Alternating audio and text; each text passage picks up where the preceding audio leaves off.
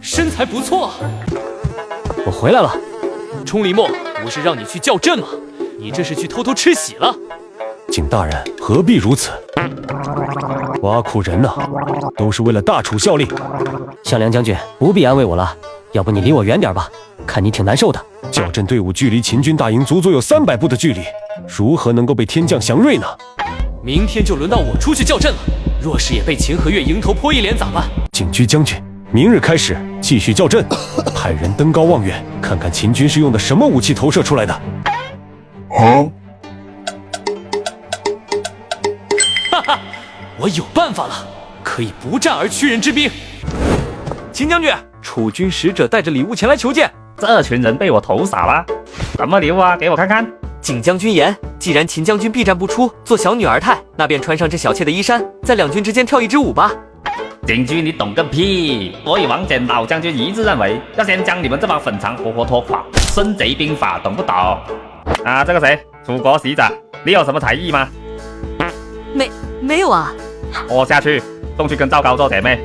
等等，两军交战，不切卵使啊！如比妙之，欺负老子没文化呀！明明是两军交战，不斩乐师。这衣服还挺好看，老大你要不？不要的话，俺拿回去给媳妇穿。你喜欢呐？啊，可以。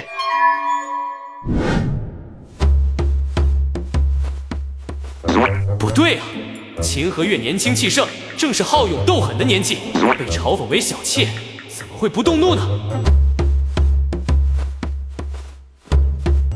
身材不错，这是秦和月的小妾吗？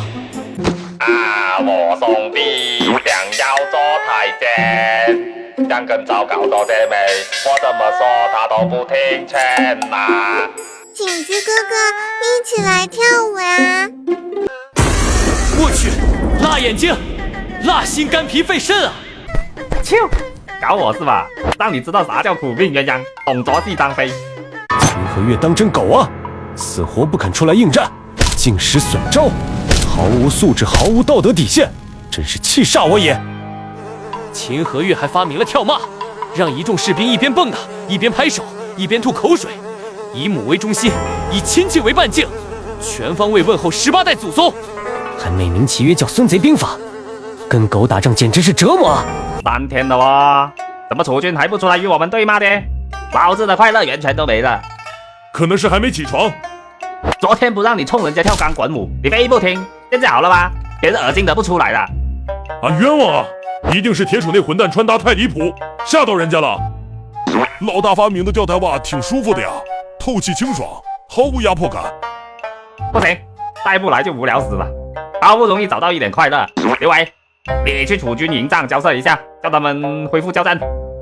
老大，你想要俺死，那俺就吃红烧肉撑死便是，何必搞弯弯绕呢？真当俺傻呀？我怎么就想让你死啦？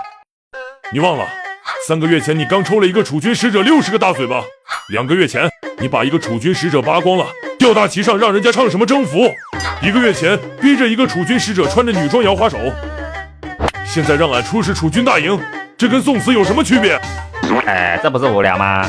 我又没真砍了楚军使者，玩玩还不行吗？哎，算了，回去睡觉。